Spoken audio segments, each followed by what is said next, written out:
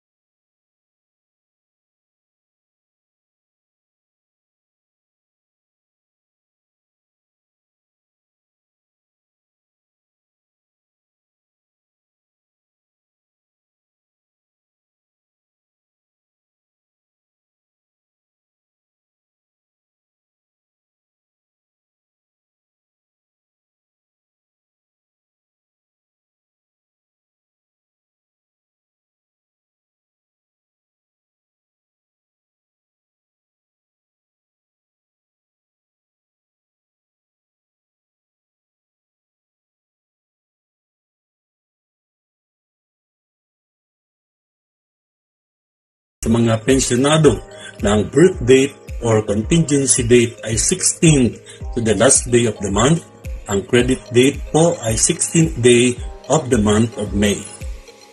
I hope na maayos na matanggap nyo ang inyong pension para sa buwan ng Mayo. Salamat po. Bye-bye.